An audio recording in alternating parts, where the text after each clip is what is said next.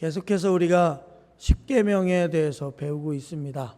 물론 수요 예배 때 같은 경우에는 이제 뭐 다른 특별한 예배가 없다 보니까 팔복이 그냥 거의 끊김없이 이렇게 쭉쭉쭉 왔으니까 팔복 총 9주 동안 설교를 했거든요.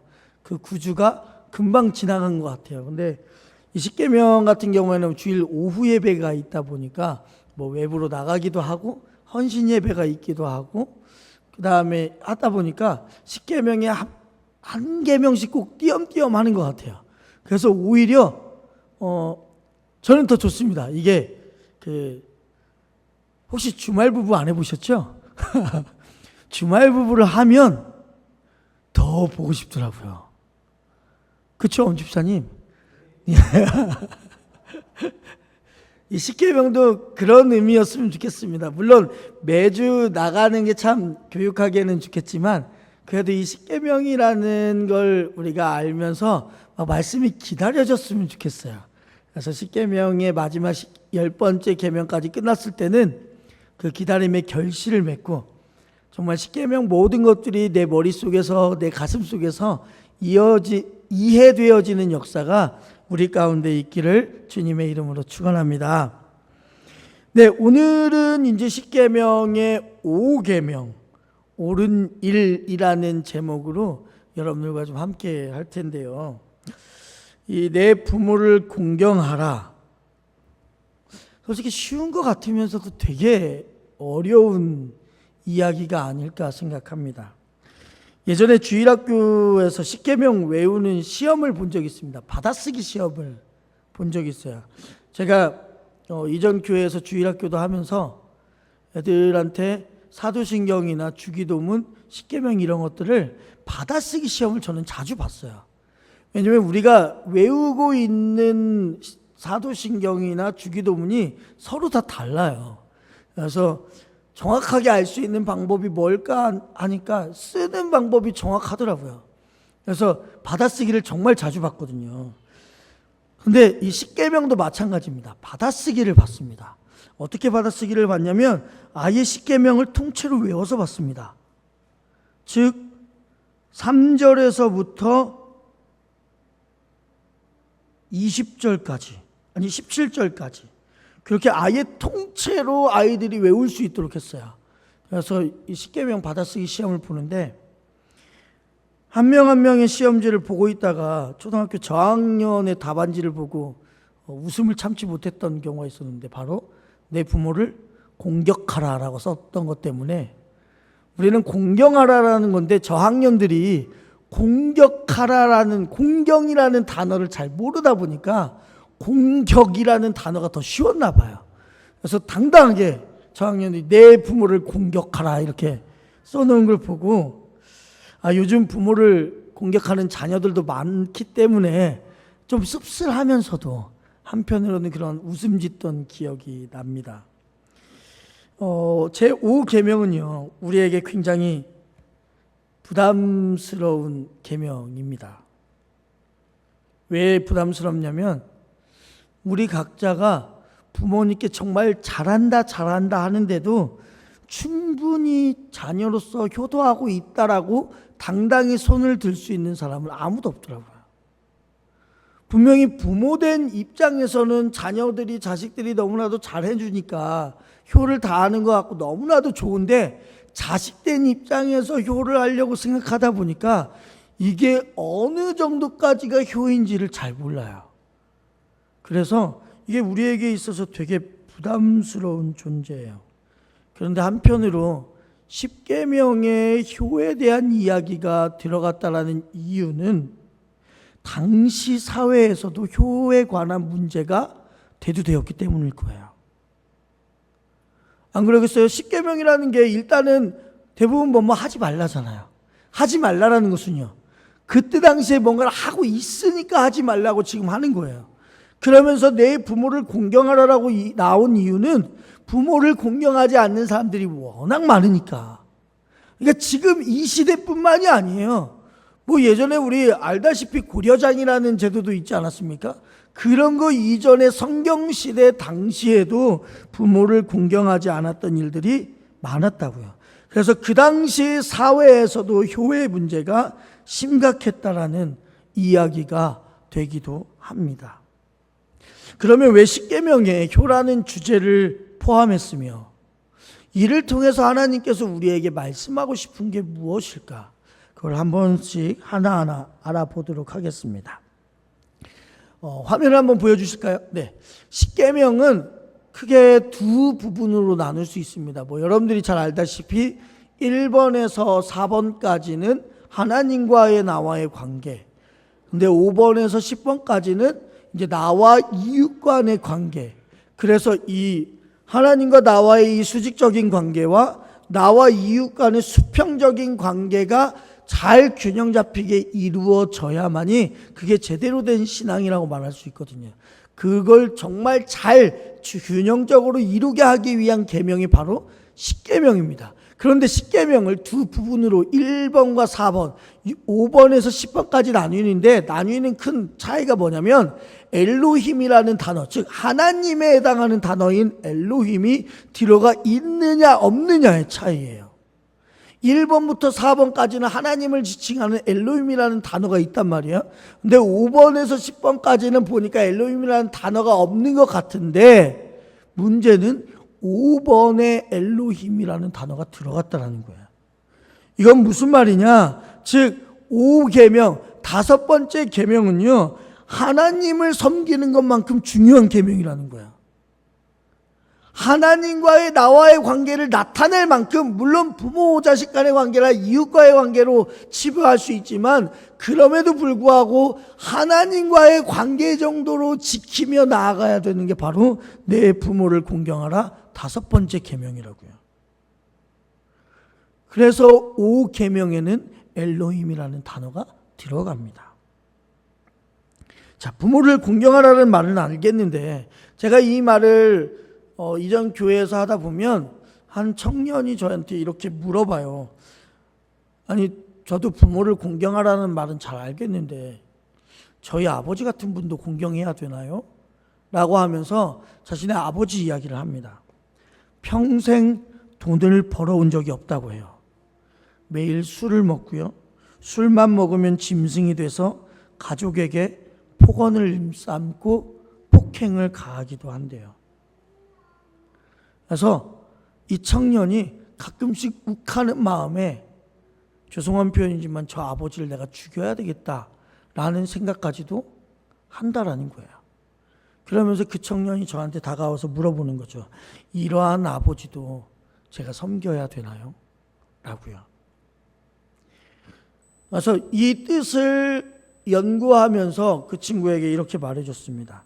여러분들도 똑같이 드려야 될 사항이겠지만 여러분, 여기 십계명에서 말하는 부모를 공경하라라는 것의 이유는 그들의 인격 때문에 부모를 공경하라고 하지는 않았어요. 그냥 인격, 사람의 됨됨이를 통해서 부모를 공경하라? 그런 표현은 전혀 없어요. 그럼 왜 하필 부모를 공경하라가 여기에 나와 있냐면 바로 부모님들이라는 그들의 자리와 그들의 역할 때문에 공경하라고 하는 거예요. 그러니까 그들의 인격이 착하건 착하지 않던 간에 부모라고 말하는 자리가 있어요. 그리고 부모라는 사람들이 가진 역할이 있단 말이에요. 이런 것들 때문에 공경하라고 하는 거예요. 예를 들어서 부모님은요, 하나님을 대신해서 나한테 생명을 주신 분이에요. 그렇죠? 물론 하나님께서 사람을 만드실 때 어떻게 만드셨어요? 흙으로 사람을 빚어서 그 코에 생기를 불어넣으시니까 생명, 즉 생명체가 되었다. 이렇게 해서 우리는 사람을 만들었다는 것을 알고 있단 말이에요. 그럼에도 불구하고 우리 각자가 정말로 하나님께서 흙을 빚어다가 그 코에 생기를 불어넣으셔서 여러분들을 만드셨어요? 그런 건 아니잖아요. 우리는 하나님께서 부모라는 존재를 보내주셔서 부모를 통해 부모가 하나님을 대신해서 우리에게 생명이라는 것을 주셨단 말이에요. 그러다 보니 우리에게 생명을 주신 분, 하나님도 인간에게 생명을 주신 분이고 부모도 우리에게 생명을 주신 분이니까 부모는 하나님에게 있어서 대리자가 되는 거예요. 그리고 하나님이 우리를 탄생하게 하기 위해서 부모의 역할을 빌려서 우리를 이 땅 가운데 보내셨으니 하나님과 부모는 동역자의 관계가 되는 거예요. 동역자의 관계. 이러한 상징성 때문에 부모를 공경해야 되는 거예요.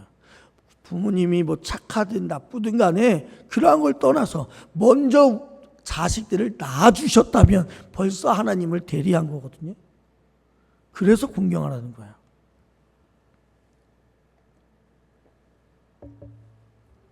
제가 양해를 좀 구할게요. 뭐냐면 제가 그 복식 호흡이라고 하죠. 이런 그 배로 막 소리 내고 이런 걸 잘 못해요. 그래서 저는 온전히 목으로만 합니다. 그러니 주일날 같은 경우에는 지금 새벽 예배 있죠. 그 다음에 주일 오전 예배 있죠. 어린이부 예배 때는 톤을 더 올려야 돼요. 그래서 어린이부 때 신나게 놀고 왔죠. 그 다음에 이제 이렇게 되다 보니까 오후 예배 때는 저의 목소리가 제 거가 아닌 것 같아요. 그러니까 가끔씩 목사님 목소리 이상하네. 어디 아프신가? 절대 안 아파요. 안 아프니까 걱정하실 필요 없고 목사님이 지금까지 계속 목을 사용해서 그렇구나라고만 알고 계시면 돼요. 아시겠죠? 네. 그래서 그러한 상징성 때문에 우리가 부모를 공경해야 된다라는 거예요. 그래서 성경에서 부모를 공경한다라는 말은 다른 단어로 표현하면 부모를 경외한다라고 얘기하거든요. 근데 이 경외한다라는 단어가요, 원래는 하나님에게밖에 쓰지 못합니다. 모든 성경에서도요, 딱 한 부분만 빼고 전부 다 하나님을 경외하는 거에만 써요. 근데 딱 한 부분이 있거든요. 하나님이 아니라 부모를 경외하라고 써 있는 성경 구절이 딱 한 구절이 나와요. 레위기 19장 3절 읽겠습니다. 너희 각 사람은 부모를 경외하고 나의 안식일을 지키라. 나는 너희의 하나님 여호와이니라. 아멘. 여기 보니까 성경의 모든 성경 중에는 하나님을 경외하라라는 말은 계속 나오지만 다른 존재를 경외하라는 말은 절대 안 나오는데 이 부분에만 부모라는 이름으로 경외하라가 딱 한 번 나오는 거예요.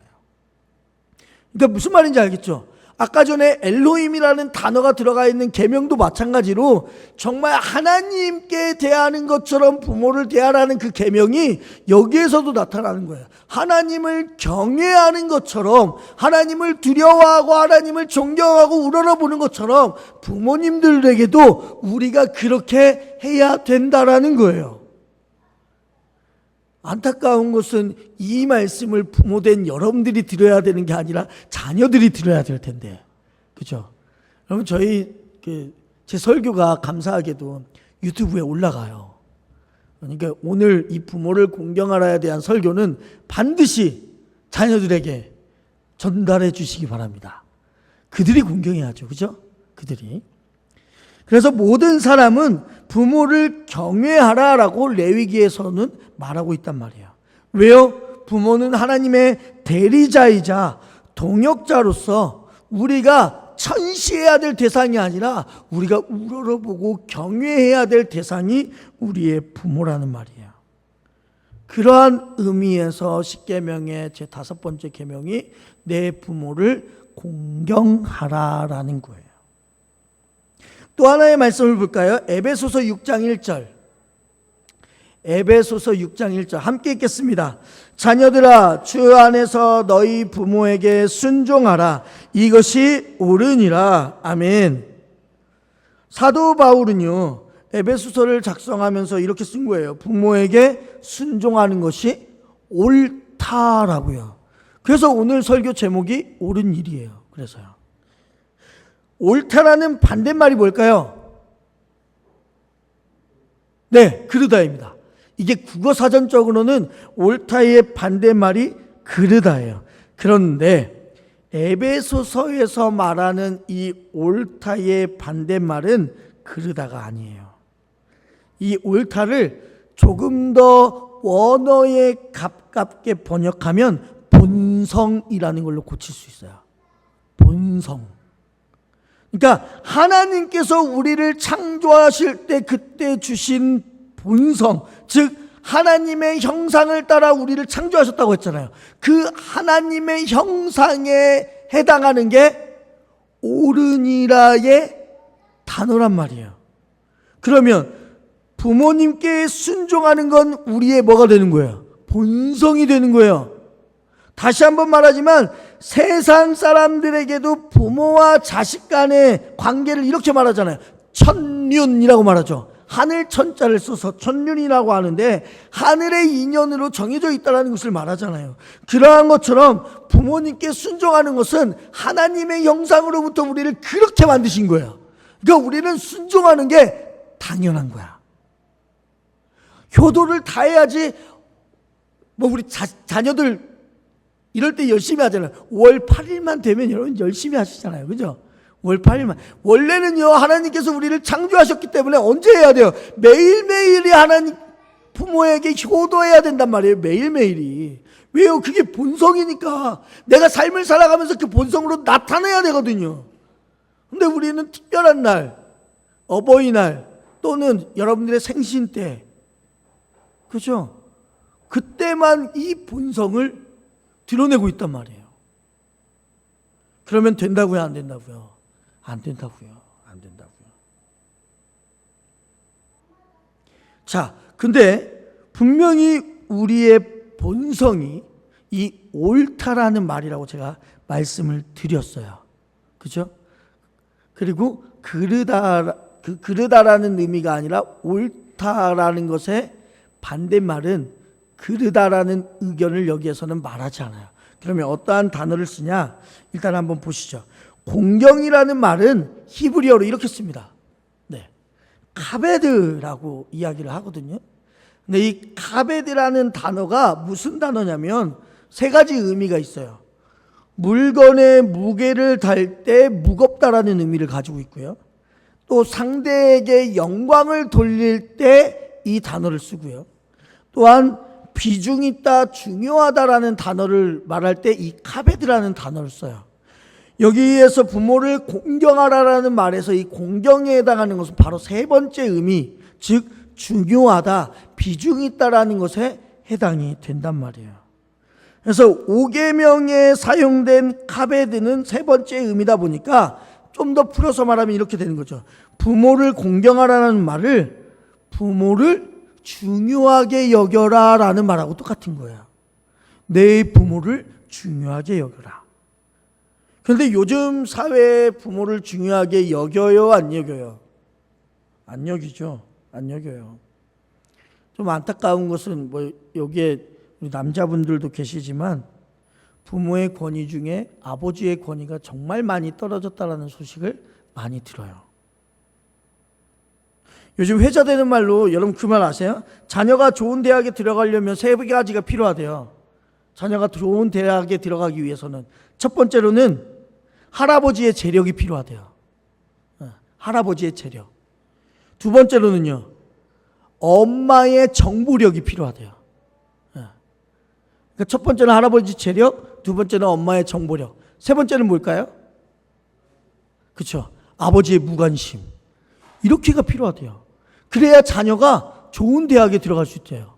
물론 이게 회자되는 말이고 물론 웃음을 주기 위해서 말인지는 모르겠지만 아버지 된 저의 입장으로서 또 여기에 앉아 계신 우리 아버지 된 집사님들, 장로님들의 입장으로서는 마음이 아픈 거예요. 아니 뭐 아버지의 재력도 아니고 아버지의 능력도 아니고 아버지의 필요한 게 아버지에게서는 무관심일 뿐이에요.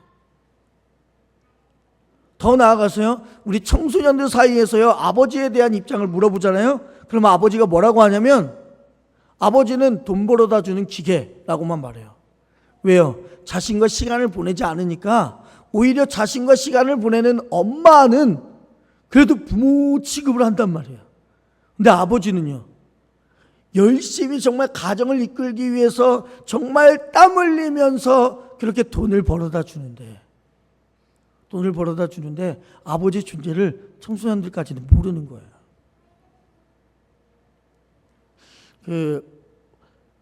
하루가 이제 유치원을 다니면서 매달 배우는 동요가 있어요. 매달마다 한 달에 한 번씩 그 동요가 바뀌거든요. 근데 그 동요를 한 달 내내 배워요. 근데 5월 달에 배우는 동요의 제목이 뭐냐면 발냄새였어요. 그 가사가 뭐냐면 아버지에게서 발냄새가 난다는 거예요.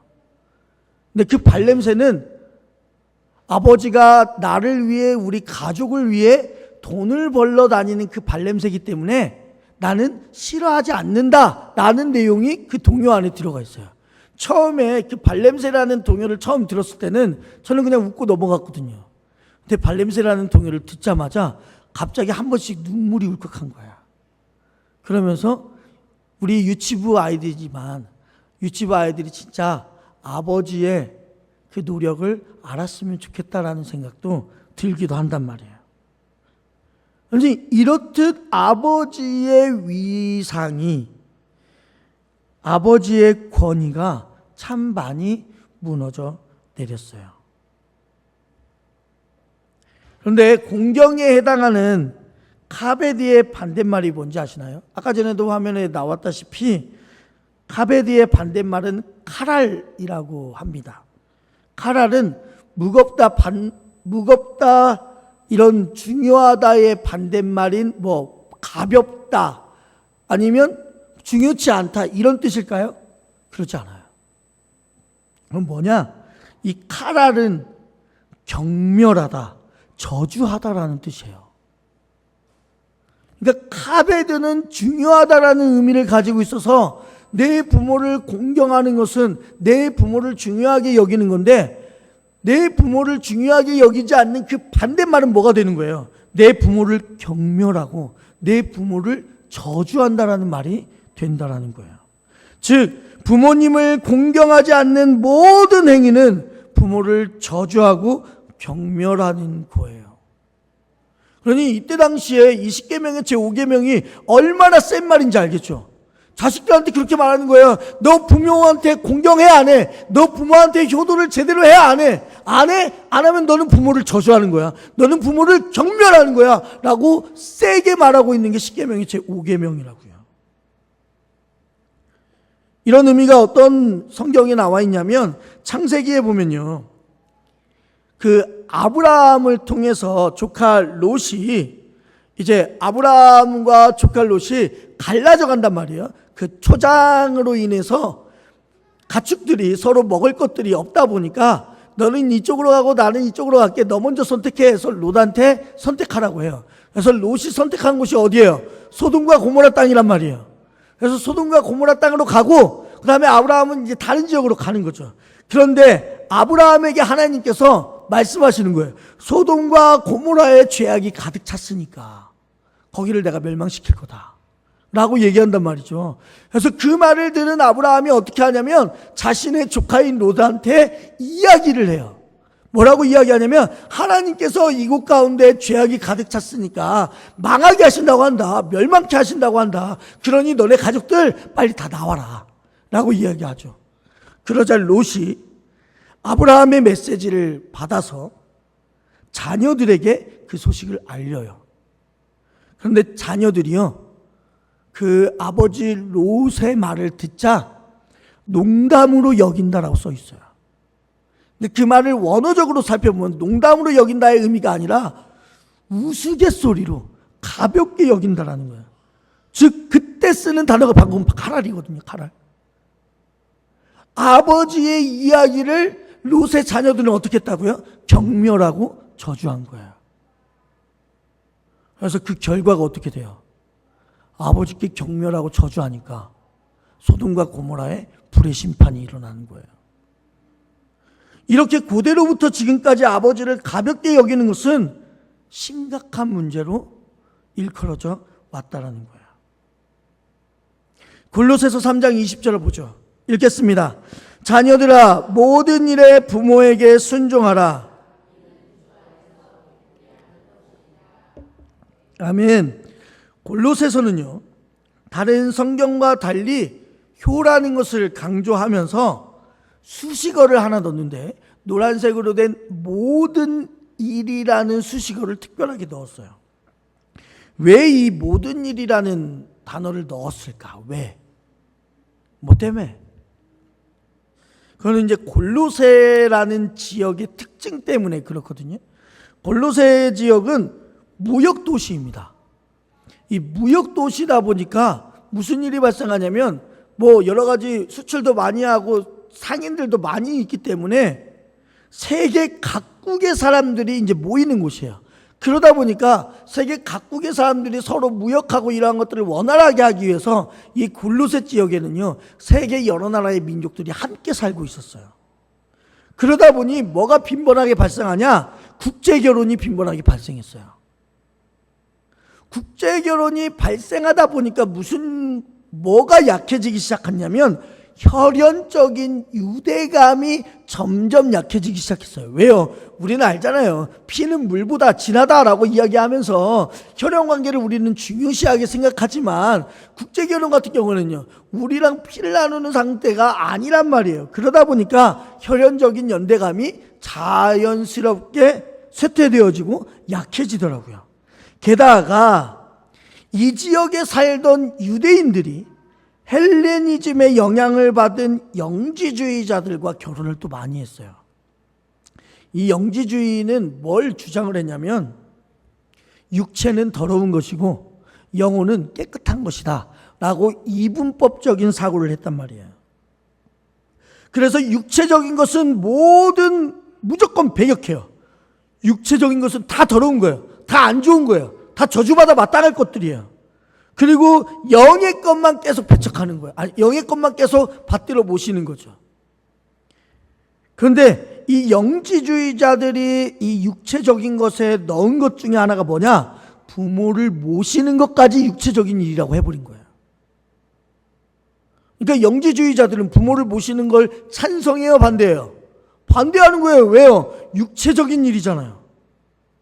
그러다 보니까 이 골로새 지역에 어떠한 문화가 생겼냐? 부모를 안 모시려는 사회적 분위기가 형성된 거예요. 해외 국제 결혼을 하다 보니까 부모를 모시는 문화가 없으니까 부모를 안 모시려고도 하고, 영지주의의 입장을 받아서 육체적인 일은 다 나쁘고 안 해야 되는 거니까 부모를 안 모시려고 하는 사회적 분위기가 형성이 돼버린 거예요. 그러니까 부모를 돌보지 않으니까 무슨 일이 생기냐? 부모 세대가 경제적인 빈곤에 놓여지게 된 것이죠. 그래서 골로새서 지역 가운데 자녀들이 돌보지 않는 부모들이 밖에 나와서 구걸하는 모습들이 참 많았다라는 옛 문헌의 자료들을 찾아볼 수가 있어요. 그리고 그러한 고독감에 던져진 노인들이 건강마저 잃게 되는 것이죠. 그래서 사도 바울은 골로새 교회에 보내는 편지 가운데 모든 일에 부모에게 공경하라라고 써놓은 거예요. 그래서 모든 일이에요. 이 부모를 공경하는 효에는요, 그 구원의 그림이 담겨져 있단 말이에요. 제가 지난번에도 한번 급하게 넘어가는 이야기로 말을 했지만, 자녀와 아버지와의 관계는 한 신앙인과 하나님과의 관계를 나타내는 거예요. 그래서 기독교 상담적으로 아버지와의 관계를 물었을 때 아버지와의 관계가 정말 친하고 좋다, 그러면 그 자녀는요, 하나님과의 관계도 그렇게 될 수 있어요. 물론 통계적인 것이지만, 그러니까 말 그대로 부모의 영향이 하나님의 영향과 비슷하다는 것을 이야기해 주고 있는 거예요. 그러는 것처럼 부모를 공경하는 효에는 구원의 그림이 그 안에 담겨져 있어요.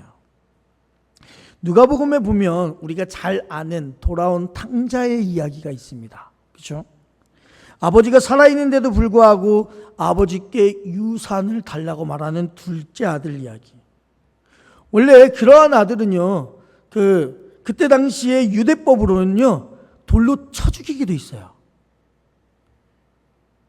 신명기에 보면 아버지에게 패역한 일을 한 자식은 마을 공동체가 그 자식을 만나게 되면 돌로 쳐 죽이라고 율법에 정확하게 적혀져 있어요.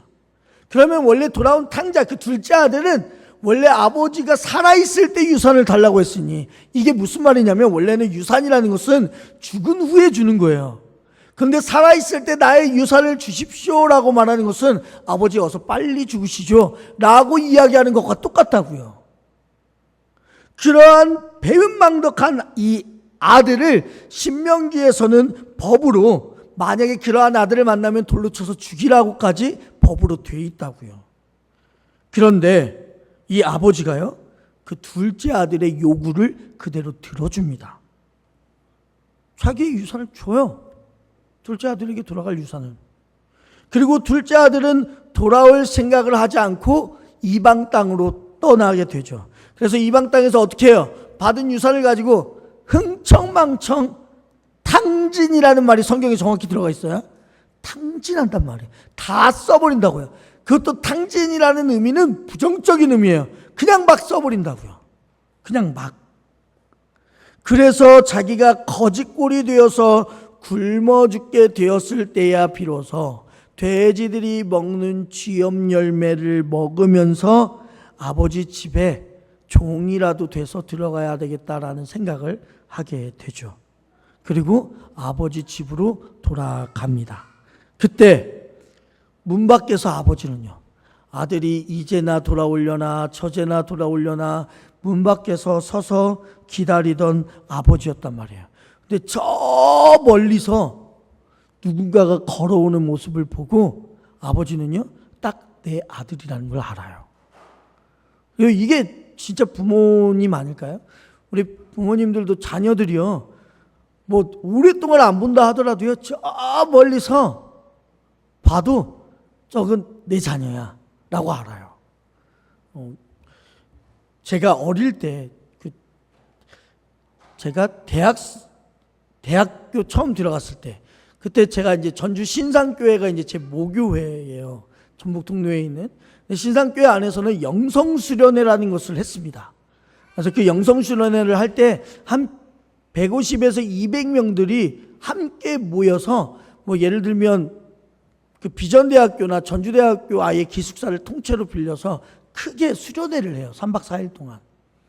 근데 진짜 모르는 분들이, 이제 제가 그때 참가자로 참여했고 저희 부모님이 이제 봉사자로 참여했었단 말이에요. 근데 모르는 분들이 다 저희 어머니한테 가서 그렇게 말을 하더래요. 저기 저 학생이 혹시 어머니 그 권사님 아들 아니냐고.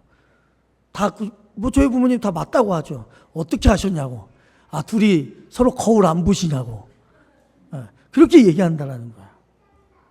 그래서 또 제 아내는 뭐라고 얘기했었냐면, 하루가 임신을 하고 이제 배 품고 있을 때 거의 마지막 주기 때 이 사진을 찍잖아요. 초음파 사진을.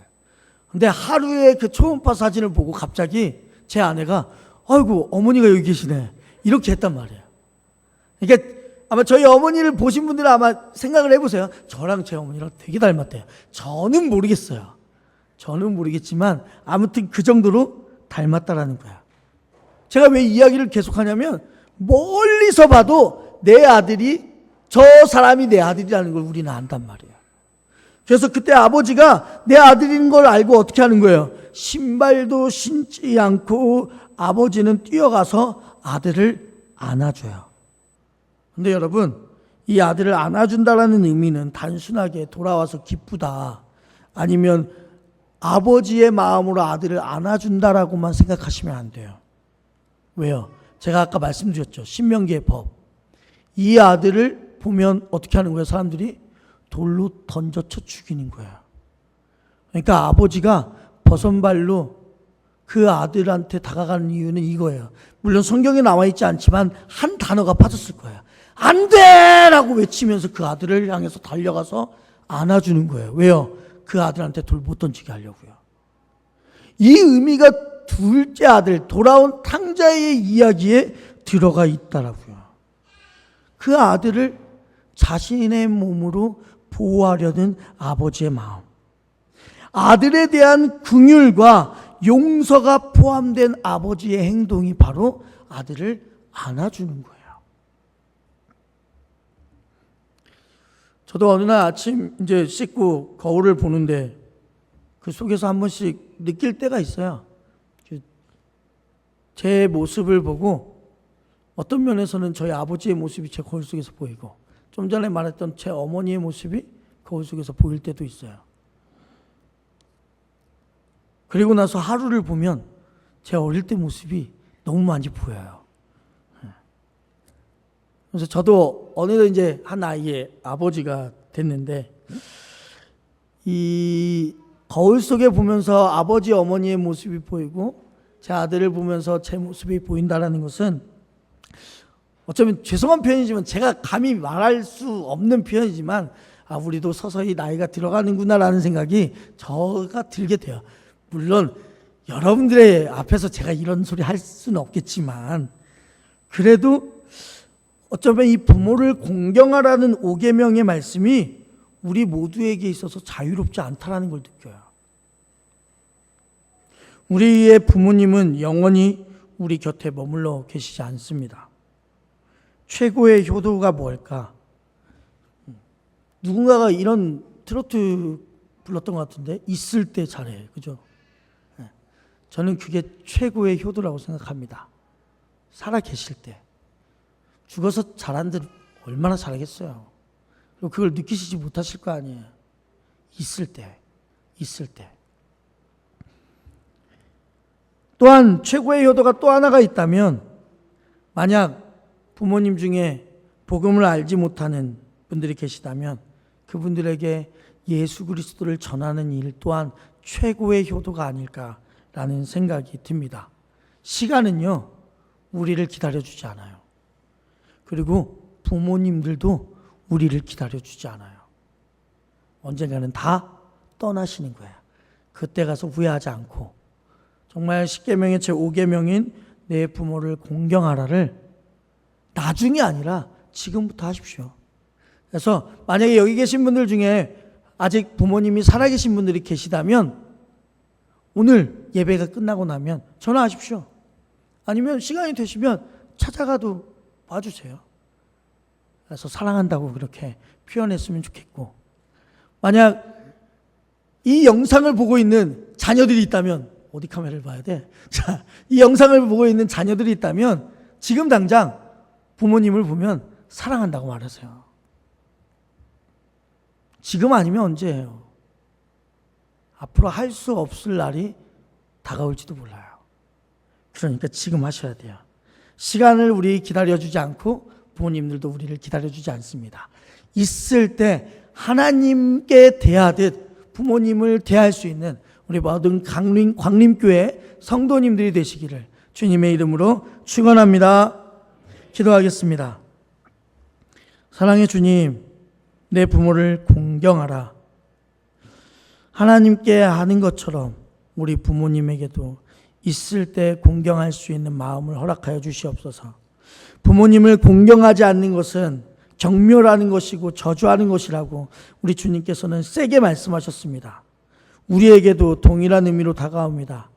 부모의 권위가 떨어진 이 시대에 더욱더 우리 하나님께서 부모의 권위를 높여주셔서 하나님께 하듯 부모에게도 할 수 있는 모든 자녀들이 될 수 있도록 인도하여 주시고, 이 부모에게 가장 큰 효가 있다면 있을 때 잘하는 것과 아직 하나님을 모르는 부모님들에게 하나님을 전할 수 있는 복이 아닐까 생각합니다. 주님, 그 복을 모두가 함께 누릴 수 있는, 그 효를 함께 실천하며 나아갈 수 있는 우리 광림교회 성도들 되도록 인도하여 주시옵소서. 예수님의 이름으로 기도드립니다. 아멘.